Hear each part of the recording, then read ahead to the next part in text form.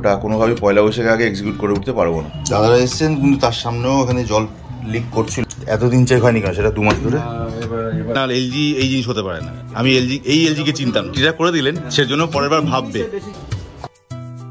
Dish washer আমরা change করে ফেলছি। পুরো সিনারিওটা চেঞ্জ হয়ে যায় যদি একটা বা দুটো লোক পুরো ব্যাপারটা দায়িত্ব নিয়ে ইন্টারফেয়ার করে। যাও সিধা করে এখন luggage final pack up wrap up হচ্ছে, লং ড্রাইভে বেরোবার প্ল্যান রয়েছে। Good morning. Good morning. কোথায় যাচ্ছ? আবাকাস। ও আজ তো শনিবার না? এগুলো কি করছো? ল্যামিনেশনের জন্য নিয়ে যাচ্ছি। ল্যামিনেশনের জন্য এতগুলো বাকি ছিল? ওখানে জবা ফুলটা ফুটেছে দেখেছো? তার সঙ্গে ওখানে গান চলছে। মা কি আমার কালো?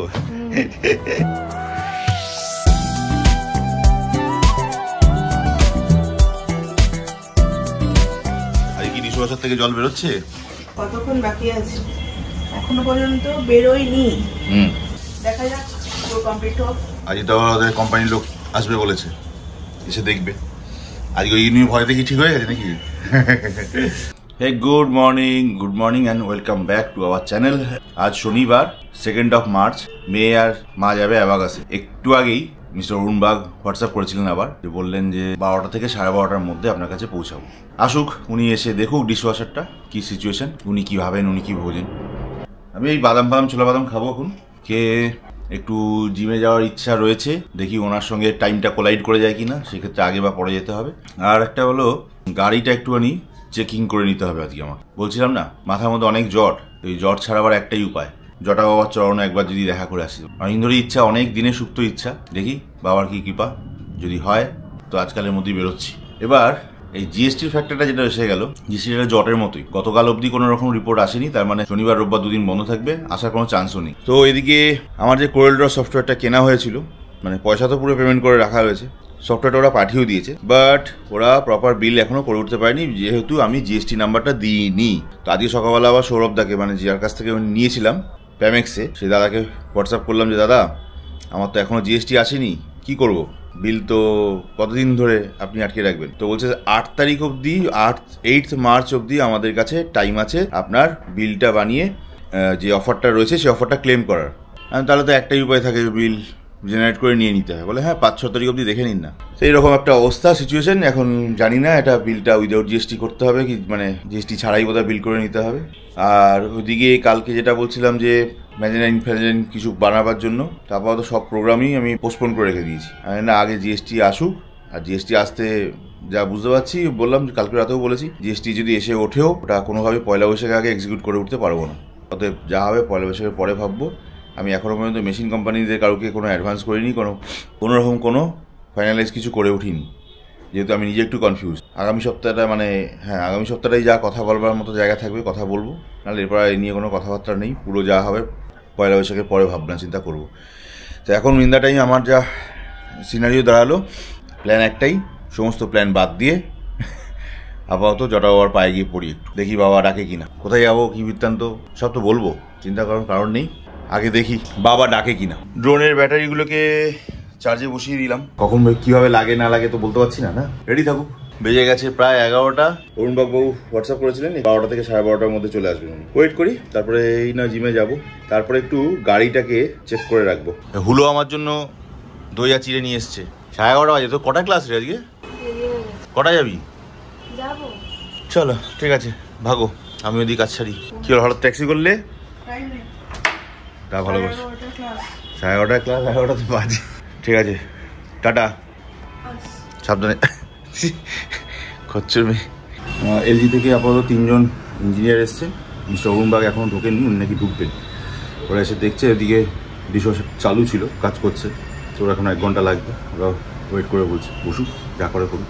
দাদারা এসছেন কিন্তু তার সামনেও এখানে জল লিক করছিল, যেরমভাবে ঠিক কালকেও বেরোচ্ছিল, আজকেও সকালবেলা তো বেরোচ্ছিল না, তাহলে বোধহয় বেরোবে না। এখন দেখছি আবার বেরোচ্ছে। আচ্ছা, ওই ভিতরে যেটা দেখালেন রাবারটা, সেটা তো আমরা বুঝবো না। ওরা যদি চেক না করে আমি জানবো কি? এতদিন চেক হয়নি কেন সেটা 2 মাস ধরে? 1:45 বেজে গেছে। মিস্টার বাগ এসছিলেন, ওনার সাথেও কথা হচ্ছে, ওনারাও এসছেন। দেখুক টেস্টিং ওরা যা করছেন করুন।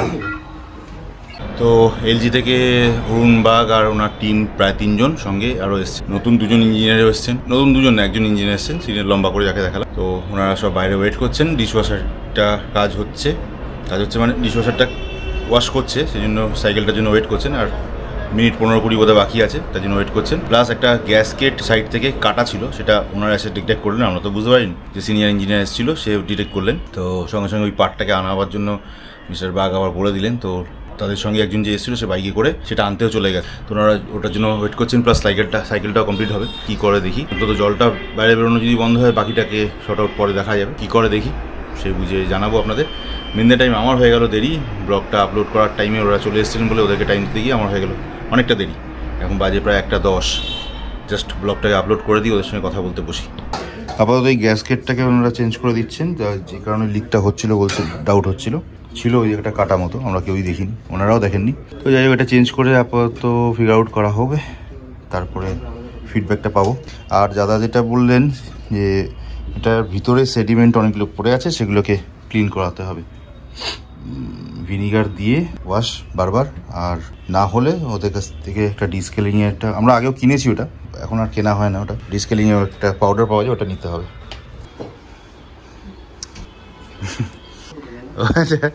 Thank you. মোজাহিদ বাবু নিজে এসেছিলেন আমাদের ইনস্টল করতে, অথচ নিজে এখন মনে করতে পারছেন না। আর আমি তো স্বাভাবিকভাবে মনে রাখতে পারবোই না। সারাক্ষণ ঘুরছেন তো, জন্য থাকা স্বাভাবিক। Thank you so much. তো আজকে সত্যি কথা বলতে আপনি যদি না আসতেন আমার এক্সপিরিয়েন্সটা কিন্তু অন্যদিকেই থাকতো। এটা ঘটনা। আমি অনেকবার আমার গ্রিভেন্স হয়তো শো করেছি, হয়তো আপনাকে লিখেওছি, কিংবা ভিডিওতেও বলেছি। না 100 বার। আমি তো এক্ষুনি কি বললাম, যে উনি যদি ফার্স্ট ডে অ্যাটেন্ড করে নিতেন না, আমার মনে হয় এই দিনটাই দেখতে হতো না। হয়তো আপনার সাথে দেখাটা হতো না, সেটা আলাদা ব্যাপার, বাট এই জায়গাটাই যেত না সিচুয়েশনটা। এবং আমার মাথায় যে এখনো আছে 90% যে না, এলজি এই জিনিস হতে পারে না। আমি এলজিকে চিন্তা না। হ্যাঁ এক্স্যাক্টলি, গ্লোবাল লিডার। আমি বুঝি ওটা, সেটা আমি খুব ব্র্যান্ড খুব কনসাস। আমি একটা কাস্টমার যদি ডিস্যাটিসফাইড হয়ে যায় না, তো ন্যাচারালি খুব পেন। একটা কাস্টমার কালকে কিনেছে এসি, হ্যাঁ নতুন নিয়ে এসে, তার বাড়িতে গ্রিল অ্যাসেম্বলিটা ব্রোকেন আছে। আমার এমপ্লয়ি বলেছে যে গ্রিল অ্যাসেম্বলিটা চেঞ্জ করে দাও। আমি এখনই হোয়াটসঅ্যাপে লিখলাম রিপ্লেস করে দাও, কারণ ওর যে ইমেজটা না, কাস্টমার যে ইমেজটা, ওটা খারাপ হয়ে, কারণ ওর বাড়ির সবথেকে খারাপ হবে ওয়াইফ আর বাচ্চা। ঠিক, তারা আজকে এসিটা ইউজ করতে পারবে না। ঠিক, ওর জন্য ওনার মাইন্ডে কিন্তু ওর কিন্তু তো পয়সা দেয়, পরের বার ভাববে যে আবার যদি ঠিক করে দিলেন, ক্লিয়ার করে দিলেন, সেজন্য পরের বার ভাববে। সেজন্য পরের বার ভাববে। Right. Thank you sir. Thank you again. Thank you. চলো দাদা, থ্যাংক ইউ। তুমি এলে ভালো হতো প্রথম দিন। চলো, হ্যাঁ কেন লিফটে চলে যান। কি 8:30 বেজে গেছে। অবশেষে এলজি থেকে যারা এসেছিলেন তারা সবাই চলে গেলেন। সত্যি কথা বলতে মিস্টার অরুণ বাগ রিয়েল জেন্টলম্যান লোক। উনি যদি সত্যি না আসতেন, না কথা বলতেন, আমার হয়তো আমরা মোটামুটি স্যাঙ্গুইন ছিলাম যে ডিশওয়াশার আমরা চেঞ্জ করে ফেলছি। তো এই কোঅপারেশনটা রাখতে হবে না, এবং কোঅপারেশন রাখতে গেলে কোম্পানির লোকজন যদি নিজেরা না আসে, মুশকিল হয়ে যায় ডিএসএ থেকে যারা আসে ওদের ট্রেনিং আর ডাইরেক্ট যারা স্পেশালাইজড তাদের ট্রেনিংয়ের মধ্যে তফাৎ আছে। আজকে যে ছেড়ে এলেন মোজাহেদ বলে, উনি যদি প্রথম দিন চলে আসতেন, এবং পরে আমরা ট্রেস আউট করলাম যে ওনার সঙ্গেই প্রথম থেকে আমার নাকি কথা হচ্ছিল, একদম প্রথমে যখন আমার মেশিনগুলো ইনস্টল হবে নেব, এবং আমার ডিশওয়াশার উনি ইনস্টল করে গেছিলেন, উনি সমস্ত শিখিয়ে গেছিলেন কীভাবে কী কাজ করতে হবে না হবে। আজকে এসে উনিও রিকল করতে পারলেন, আমিও ওনার হোয়াটসঅ্যাপ নাম্বারটা যখন চেক করতে গেলাম তখন রিকল করতে পারলাম। দেখুন, পুরো সিনারিওটা চেঞ্জ হয়ে যায় যদি একটা বা দুটো লোক পুরো ব্যাপারটা দায়িত্ব নিয়ে ইন্টারফেয়ার করে, এবং ঠিক তাই আজকে উনি করলেন। মিস্টার অরুণ বাগ এবং এই মোজাহিদ ভাই, এরা যদি প্রথমেই চলে আসতেন তাহলে বোধহয় এই সিনারিটা এত দূর গড়াতো না। যাই হোক, আজকে শর্ট আউট 100% হয়ে গেছে সেটা বলতে পারবো না, বাট উনি যে ক্রাইটেরিয়াগুলো বুঝিয়ে গেলেন, that is the perfect thing. আমাদেরও কিছু ভুল চালানো হয়েছে, সেটা ইস্যু নয়, বাট মেশিনের ফল্ট ছিল, গ্যাসকেটটা খারাপ ছিল, কাটা ছিল, সেই জন্য জল লিক করছিল, সেটা ওরা ট্রেস আউট করতে পারেনি। কম বেশি সবাই ইঞ্জিনিয়ার বলে নিজেদের, একজনের এক্সপিরিয়েন্সের তো দাম আছে না, সেই ডিফারেন্সটা আজকে কিন্তু হয়ে গেল। তো রিয়েলি থ্যাংক ইউ মিস্টার অরুণ বাবু, অসম্ভব থ্যাংক ইউ। উনি আমাকে আরও অনেক কিছু অফার করে গেছেন। উনি আমার জন্য চেষ্টা করবেন বলেছেন যে ডিশওয়াশারটার যদি 5 ইয়ার্স না হয়ে থাকে, কমিট করেননি, বলছেন যে আমি চেষ্টা করছি, কমিট করবো না, কিন্তু আমি গিয়ে চেষ্টা করবো আপনার 1 বছরে এএমসিটাকে বাড়ানো যায় কিনা, যাতে আপনার যা খরচাটা হয়েছে সেটা যাতে আগামী দিনে দিতে না হয় বা কম হয়, সেটা আমি আটমোস্ট চেষ্টা করবেন উনি।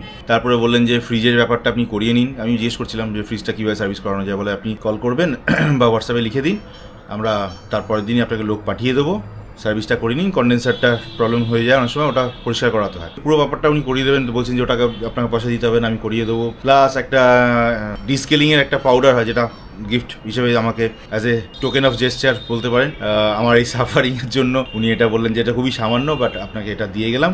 আপনি আমাদের টোটাল প্রোডাক্ট এলজি ইউজ করেন, আপনার কাছে 5টা প্রোডাক্ট রয়েছে এলজি, তো আপনার কাছে তো এটা দিয়ে যাওয়া আমাদের কর্তব্য ছিল। যাই হোক, এটা ভুল হয়ে গেছে কোনো কারণে। ডিসকেলিংয়ের যে পাউডারটা, ওটা উনি অ্যাজ ফ্রি আমাকে জোর করে দিয়ে গেলেন, বললেন যে না, এটা আপনি রাখুন, এটা আমি নিজে হাতে আপনাকে প্রেজেন্ট করবো বলেই বসে আছি। প্রায় 1-1.5 ঘন্টা উনি বসেছিলেন। আজকে ওনার নাকি ছুটি, তাও উনি পার্সোনালি এসেছিলেন। Really thank you. আর বারবার একই কথা বললেন যে দেখুন, একজন কাস্টমার যদি ডিস্যাটিসফাইড হয়, আমাদের কাছে সেটা সবথেকে বড় আঘাত আর কি। হ্যাঁ, তো আমরা সবসময় সেটা চেষ্টা করি যাতে কোনোভাবেই আপনি রুষ্ট না হন, তো আপনার মাধ্যমে আমরা আরও লোকের কাছে স্প্রেড হতে পারবো। ওটাই আমাদের মোটিভ, ওটাই আমাদের মোটো। মানে সবাই তাই, প্রত্যেকটা মানুষ আজকের দিনে কেউ কারোর কাস্টমার তো কেউ নষ্ট করতে চায় না। কেউ কি চায় আমার কাস্টমার নষ্ট হয়ে যায়? তো সেই জায়গাটা বুঝি, সেই পেনটা বুঝি। সো এগেন থ্যাংক ইউ অরুণবাবু, thank you for your kind attend, thank you. চলো, অনেক বেলা হয়ে গেছে, আমি ওনার জন্যই হোল্ড হয়েছিলাম। সিধা এখন বেরোবো, প্রায় 3:30 বাজতে যায়, 3:20। দুপুরে লাঞ্চে বসে পড়বো। নিম পাতা আলু সেদ্ধ মাখা আর ডিমের কারি খেয়ে বেরোচ্ছি। কোথায় যাচ্ছি বলছি। 4টে বাজে আমি বেরোচ্ছি, তবে অফিসে আজকে যেতে দেরি করব। ফার্স্টে যাব নিচে, গাড়িটাকে নিয়ে চেক করে নেবো হাওয়া তেল কি আছে, চেক করে গাড়িটাকে রেডি করে রেখে ফের যাব অফিসে। ল্যাপটপ ব্যাগটাও সঙ্গে নিয়ে যাচ্ছি, ল্যাপটপে কাজ করবো আজকে। আশা করি ইঙ্গিত কিছু বুঝতেই পারছো। আমি বেরিয়ে যাচ্ছি, বাট রিমারা এখনও ঢোকেনি মেয়েকে নিয়ে। বুঝতে পারছি না, কোনো অন্য কোথাও প্রোগ্রাম টোগ্রাম নিশ্চয়ই সেট করা আছে। লাস্ট মোমেন্টের আজকে লাস্ট দিন, কেনাকাটিও কিছু আছে, মেবি হয়তো ওই কারণে দেরি করছে। চলো, সন্ধ্যেবেলা জানতে পারবো, বেরোই। তো 4:10 বাজে আমি এসেছিলাম গাড়িটা বের করতে, ঘন্টুমা এখন ঢুকছে। কোথায় গেছিলে? জামা কাপড় কিসের জন্য হঠাৎ? কার বিয়ে? কিনে রাখি, যাও সিধা ঘরে এখন। হ্যাঁ, ব্যাগ প্যাক নিয়ে চলে এসেছি। হ্যাঁ, টাটা। 4:30 বেজে গেল, হাওয়াটাই ভরতে হলো আপাতত। তেল প্রায় ফুলের কাছাকাছি আছে, তাই জন্য এখানে আর ভরবো না। অন দ্য ওয়ে রাস্তায় কোথাও ভরলে লাগলে ভরে নেবো। চলো, এখন সিধা বাড়ি যাবো, গাড়িটাকে রাখবো, স্কুটিটা ওখান থেকেই নেবো, নিয়ে বেরিয়ে যাবো। আর উপরে যাওয়ার কোনো সিন নেই। গাড়ি ঢুকিয়ে দিয়েছি, 4:45 বাজে। সিধা এখন যাই শিয়ালদা। হ্যাঁ, প্রায় 5:45 বাজে আমি চলে এসেছি ওই ঘরে দেখা করে। এসে ওই ঘরের কাজ মোটামুটি বুঝিয়ে বাজিয়ে দিয়ে আমি চলে এসেছি এই ঘরে। ল্যাপটপটাকে নিয়ে এসেছি, কারণ যদি কালকে সকালবেলা সত্যি প্ল্যান করি কোথাও যেতে হয়, তাহলে রাতে আর টাইম পাবো না, রেস্ট নেওয়ার সময় পাবো না। যেটা বলছিলাম, যে জটা বাবার কাছে যাওয়ার ইচ্ছা আছে।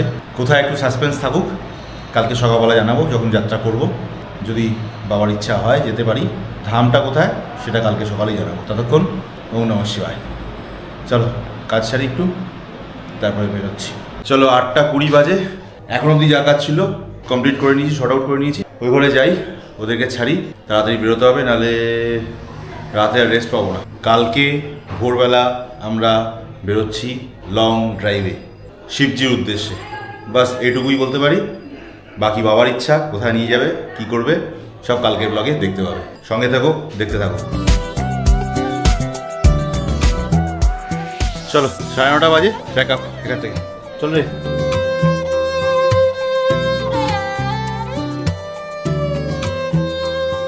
দশটা 5 কখন গিয়ে প্যাকিং করবো কমপ্লিট? আমারটা তো মোটামুটি হয়ে গেছে। রিমারা কি করেছে জানি না, একটু শুতেও হবে, নালে হবে না। কালকে বেরোবো 3:30-র সময়, মানে আজকেই ভোর রাত 3:30। চলো। কাজ চালু করে দিয়েছি, গাছ ফাছ ভিতরে রয়ে গেছে। চুলটা কি করেছিস তুই? কেটেছিস? ঘেমে চেমে যান। হ্যাঁ, চলো। গাছপালা মানে রিমার ছেলেমেয়েগুলো আর কি চলে এসছে এই ঘরে, ট্রান্সফার। আর উনি তো ঘেমে চেমে অস্থির, কি কাজ করছিলেন ভগবান জানে, আগেই ঘেমে নিয়েছে। হ্যাঁ ঘামছে দেয়, পাগড়া চালাচ্ছে না, মুখটাও মুছছে না। এই পাগলি মুছ। এখানেও ডালাপালা মেলে আছে সুটকেসের, কতদূর কখন কমপ্লিট করবে বৌদি জানে। চলো হয়ে গেছে প্রায় 10টা, একটু হালকা কিছু খেয়ে দিয়ে একটু ভাবছি শুয়ে নেবো। 11:15 প্রায় বাজে। এই মোটামুটি luggage final pack up wrap up হচ্ছে। এই ব্যাগটা যাবে, আরো বৌদি কি সব টোটাল ডিপার্টমেন্টটা উনি বুঝবেন। দুপুরবেলা নাকি ওরা বাড়ি ফিরে এমন অকাতরে ঘুমিয়ে পড়েছিল, সে আর কি বলবো। আর অতএব ওরা রাত জাগছে, বাট আমি একদমই পারছি না, প্রচন্ড টায়ার্ড লাগছে। কোনোরকম একটুখানি খেয়ে নিই, মাছ ভাত খেয়ে একটু শোয়ার চেষ্টা করি। অন্তত 2 ঘন্টা যদি ঘুমিয়ে নিতে পারি তাহলে হবে। হ্যাঁ, তো আজকে আমাদের ভোরবেলা 4টের সময় লং ড্রাইভে বেরোবার প্ল্যান রয়েছে গাড়ি নিয়ে। অতএব একটু না ঘুমিয়ে নিই উঠতে পারবো না। কাজেই ব্লগ এখানেই শেষ করলাম। সঙ্গে থাকুন, দেখতে থাকুন আর এনজয় করতে থাকুন, ঠিক আছে? লং ড্রাইভটা কোথায় হচ্ছে জানতে হবে না। চলো টাটা, good night, bye bye, and see you again in the very early morning. টাটা, বাই বাই।